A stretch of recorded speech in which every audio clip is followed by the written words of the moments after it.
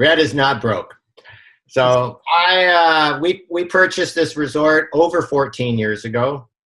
And if you look if you just read my 2-page summary that we have on the portal, you'll notice that last July we converted $33 million of investment debt into equity, on top of an original investment of 17 million. So this company has invested, our investors have put in almost $50 million into this resort. Our debt today is only now $4.9 million. That debt is clearly spelled out in the offering memorandum. You'll see every institution it's with, all the terms, all the conditions, all the payment schedules. And these are with the government or quasi-government. We have investments from Southern Interior Development Trust, Western Diversification, and Community Futures. These are all quasi-government and government.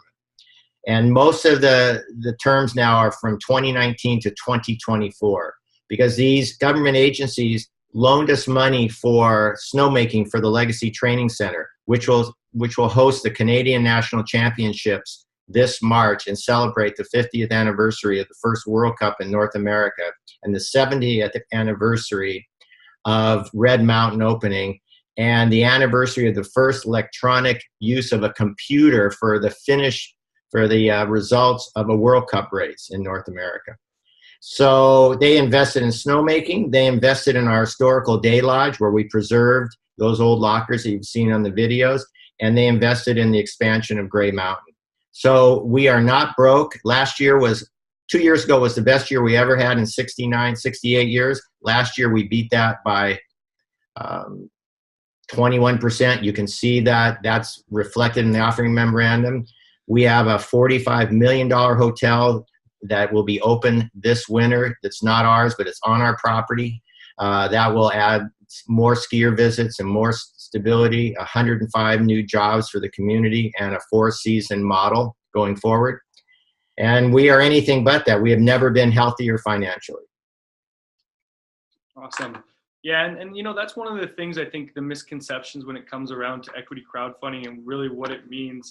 What we're finding as well from the investor side is really how do we create an environment and a community where we have these brand champions and essentially these owners that they're able to participate in what they love and enjoy doing. So and I was, for me, so many people have said, why did you do this? I've been asked that question a lot. And I did it initially not fully understanding what it entailed as a process, particularly with 2 countries. This is the first cross-border crowdfunding period in North America.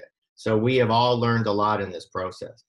But we did this because we felt there were so many people that just love our mountain, and we wanted to give them an opportunity to be part of this, to be an owner of this, for not a great amount of money on a relative basis. And we try to, eliminate as much risk as possible. There's always risk in anything you do. But as you all know, your money that gets invested is last money in, first money out. You get paid before $50 million of previous investors who have been in this for 14 years, some of them. And the only thing is above you is the debt. So this was not to take money and pay down debt that was just, knocking at our door. Someone asked me last week, I heard that you have all of this debt that is at this extremely high interest rate and it's about due. It's just not true.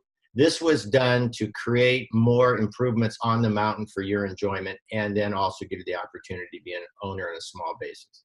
That's why we did this.